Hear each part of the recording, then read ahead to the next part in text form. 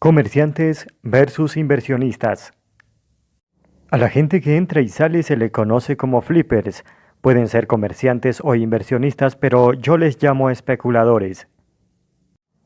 Cuando compra y vende, el especulador paga comisiones más altas a los corredores y paga porcentajes mayores en impuestos, también conocidos como ganancias capitales a corto plazo.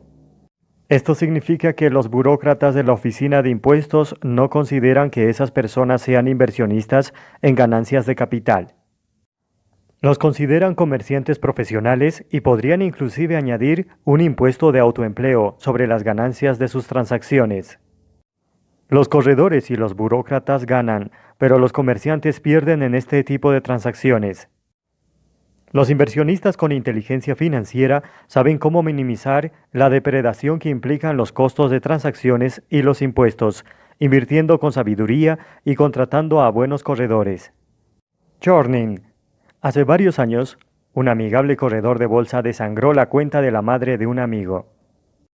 El término churning significa que un corredor de bolsa pasa su tiempo comprando y vendiendo acciones del portafolio de su cliente de manera indiscriminada. Al final, el corredor obtiene dinero del cliente a través de las comisiones, pero el portafolio se ha agotado por completo.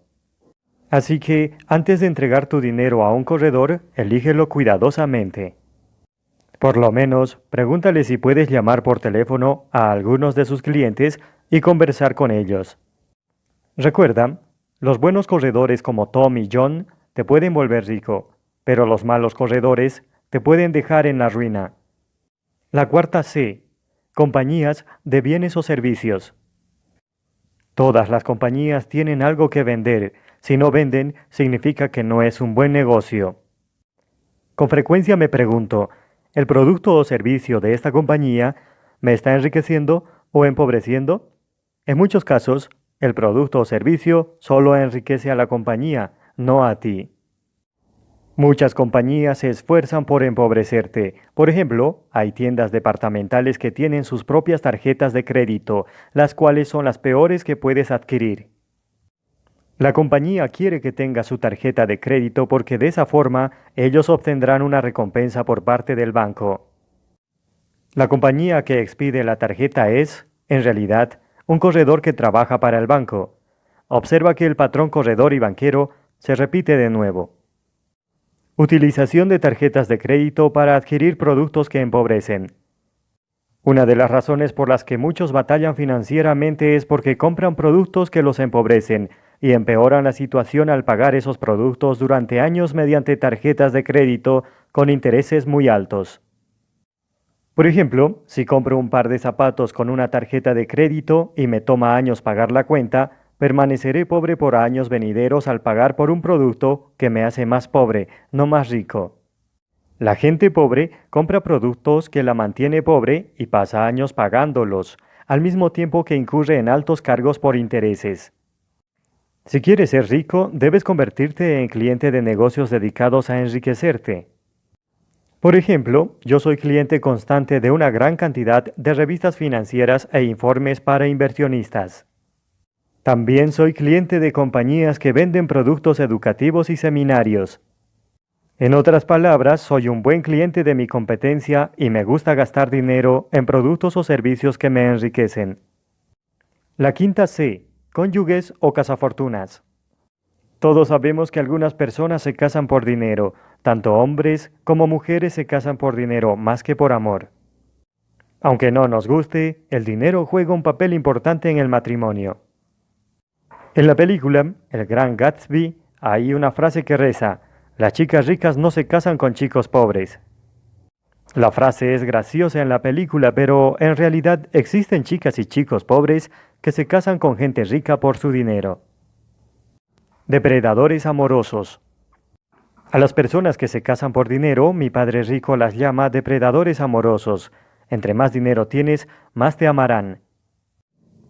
En su altamente publicitado divorcio, parece que Paul McCartney tendrá que ceder 50% de su fortuna estimada en $1 billón, lo cual es demasiado. Esto demuestra que McCartney ha ganado mucho dinero como genio musical, pero su carencia de IQ financiero número 2 le está costando dinero que se hubiera podido ahorrar con un arreglo prenupcial. Mi amigo Donald Trump dice, consigo un arreglo prenupcial antes de casarte. Un arreglo prenupcial es símbolo de un alto IQ financiero número 2, en tanto que perder 50% de la fortuna ganada en toda una vida es símbolo de un bajo IQ financiero número 2. Mi padre rico solía decir, si combinas el amor y el dinero, frecuentemente reina la locura, no la inteligencia financiera. Cuando me casé con Kim, ninguno de los dos tenía dinero, pero teníamos un plan de escape por si las cosas no salían como esperábamos. Es por eso que Kim tiene sus propias corporaciones legales y yo las mías. Ella tiene sus inversiones y yo también. Si nos separáramos, no tendríamos que dividir nuestros bienes, eso ya está considerado. Me complace decir que hemos estado felizmente casados desde 1986 y que cada año nuestro matrimonio se hace mejor y más rico. Sal, antes de entrar. Pensar que la vida matrimonial significa vivir felices por siempre es simplemente una locura.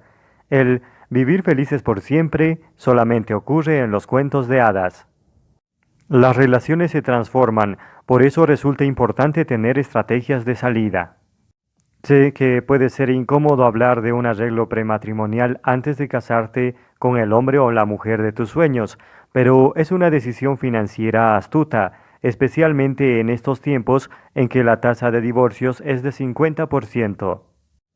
De la misma manera, aunque me cuesta trabajo pensar en un acuerdo de compra-venta o en la disolución de una sociedad de negocios cuando ésta apenas comienza, también resulta una decisión financiera inteligente organizar tu salida cuando apenas estás entrando en el acuerdo.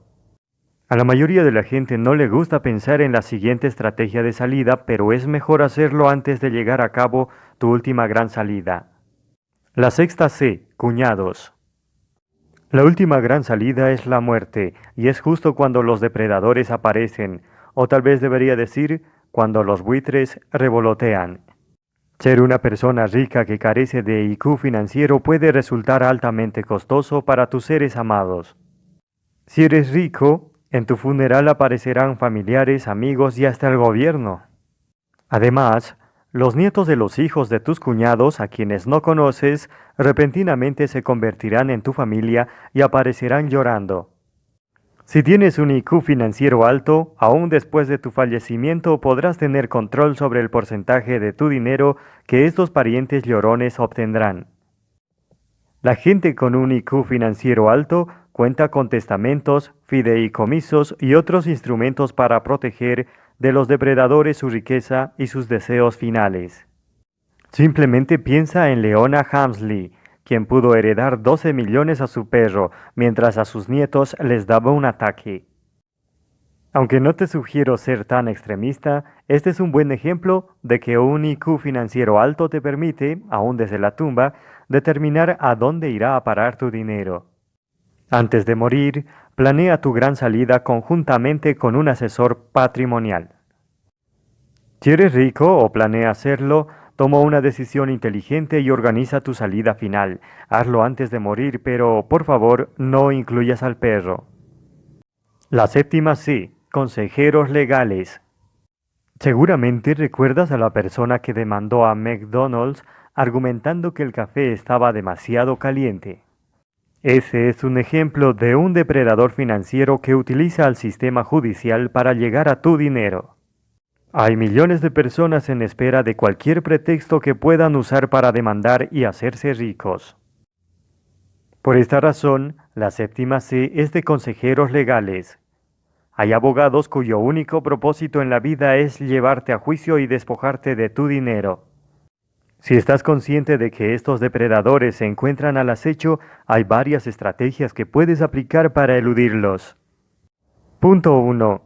No guardes nada valioso a tu nombre. Mi padre pobre decía con orgullo, mi casa está a mi nombre. La gente con inteligencia financiera nunca tendría casas a su nombre. Punto 2.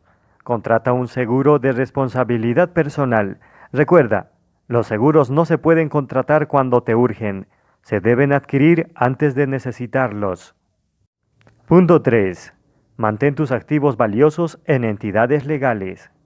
En Estados Unidos, las buenas entidades legales son las corporaciones hermanas S Corporations, compañías controladas por el mismo grupo de accionistas, las corporaciones de responsabilidad limitada y las sociedades de responsabilidad limitada. También hay entidades legales malas, como las que pertenecen a un solo dueño y las sociedades generales. Irónicamente, la mayoría de los dueños de negocios pequeños pertenecen a entidades malas. Las reglas cambiaron. En la actualidad, todavía escucho a gente que dice, trabaja duro, ahorra dinero, salda tus deudas e invierta a largo plazo en un portafolio de fondos bien diversificado. Estos son consejos obsoletos de gente ignorante que sigue jugando bajo las viejas reglas. En la actualidad, los trabajadores que laboran incansablemente para ganar dinero solo pagan más y más impuestos. Ahorran dinero y lo pierden porque el dólar ya no es dinero, sino una moneda corriente cuyo valor decae constantemente. En vez de aprender a utilizar la deuda como un apalancamiento para enriquecerse, trabajan solamente para no tener deudas. Millones de trabajadores estadounidenses guardan sus recursos en un plan de retiro basado totalmente en fondos de inversión.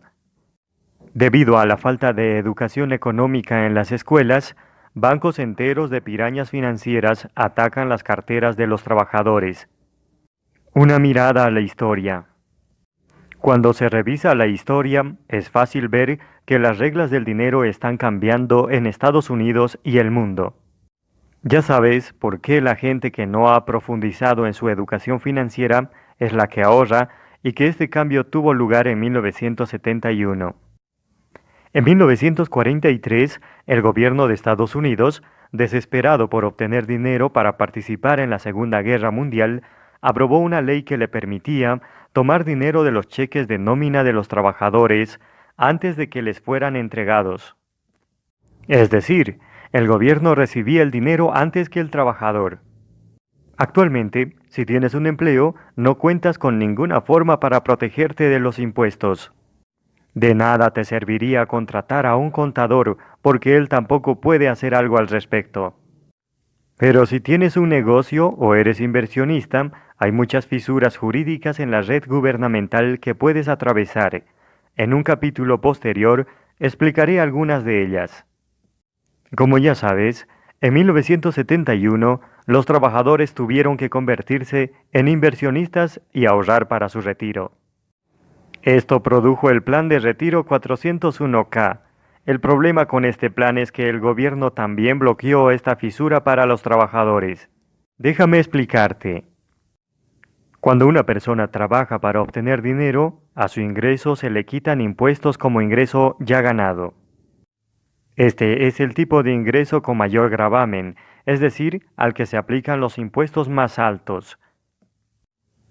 Si el trabajador retira dinero de su plan 401K, ese ingreso es clasificado como, sí, ya adivinaste, como un ingreso ya ganado.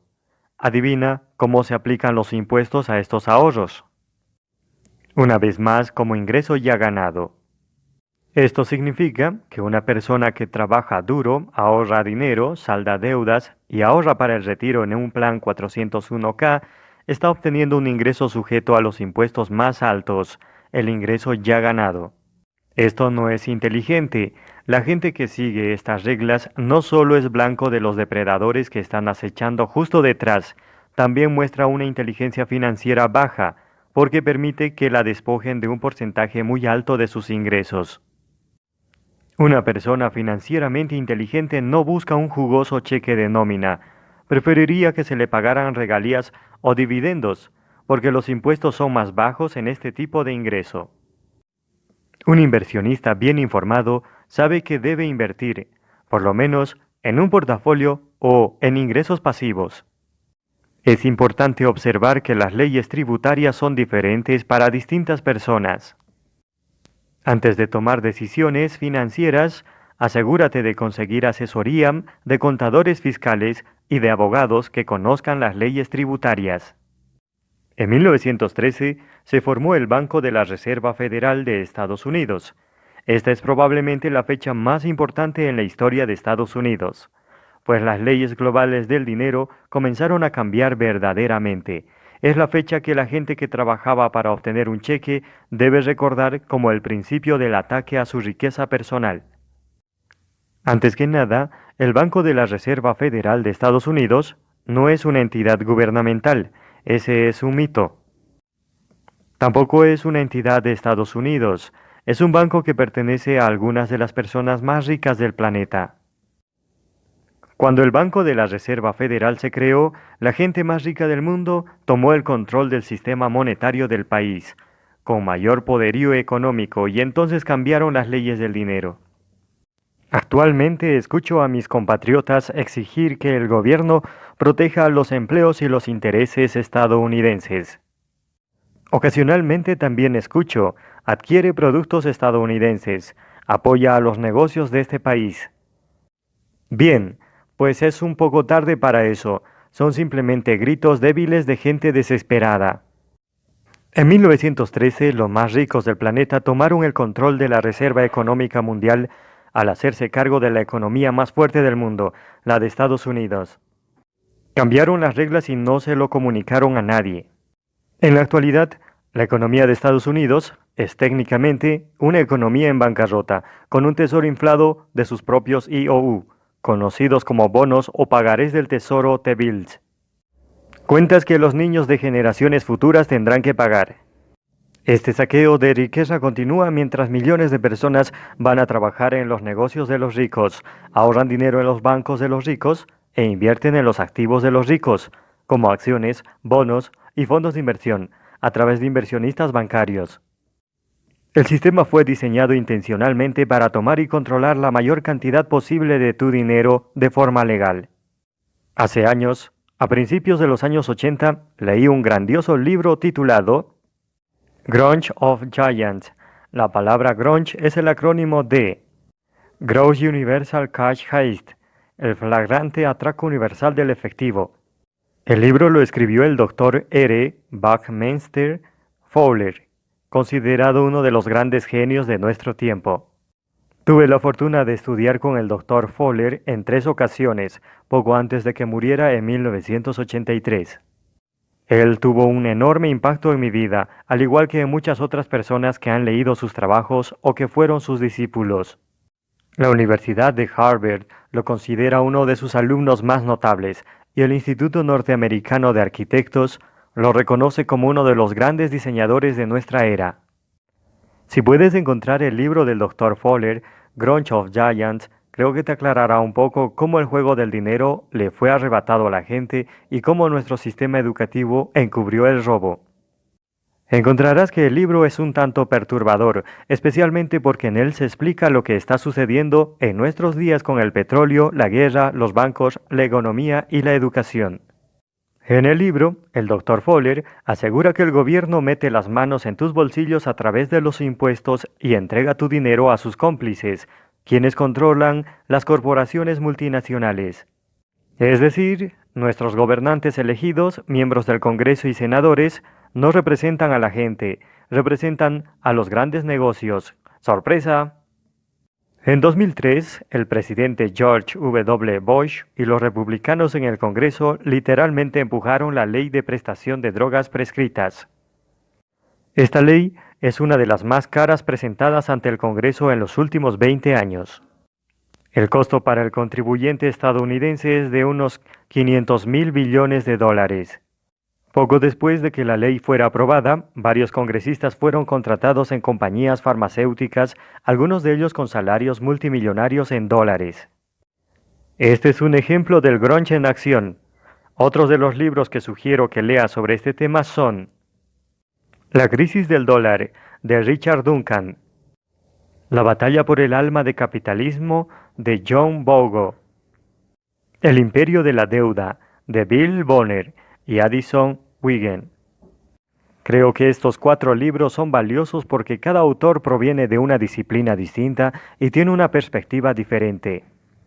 Por ejemplo, el Dr. Fowler era un futurista, Richard Duncan es un banquero internacional. John Bogo es el fundador del Grupo Vanguardia y Bill Bonner y Addison Wiggin son asesores internacionales de inversión. 4 libros diferentes de 4 disciplinas distintas, pero todos ellos dicen básicamente lo mismo. Hay gente que está jugando sucio con el dinero y lo está robando de manera legal. Nuevas reglas. Personalmente no pienso cambiar el sistema. Mi filosofía es que es más fácil que yo cambie a que el sistema lo haga. Es decir, no soy el tipo de persona que lucha contra el viento que impulsa a los molinos, como lo son algunos políticos.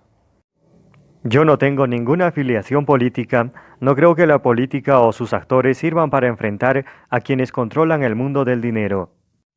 Al contrario, parece que con tal de ser elegidos, la mayoría de los políticos complace a la gente que controla el dinero. De igual manera, buena parte de los asesores financieros son empleados de los banqueros mundiales. Yo solo quiero conocer las reglas del juego para poder competir, y eso no significa que yo crea que las reglas son justas o equitativas, porque no lo son.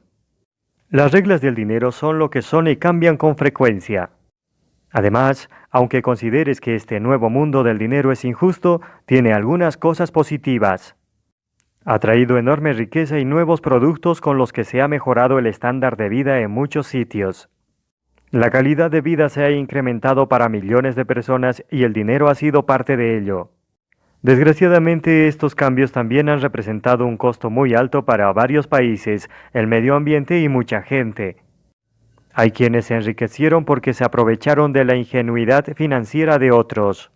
Por ello, el IQ financiero número 2, proteger tu dinero, es parte importante de la inteligencia financiera.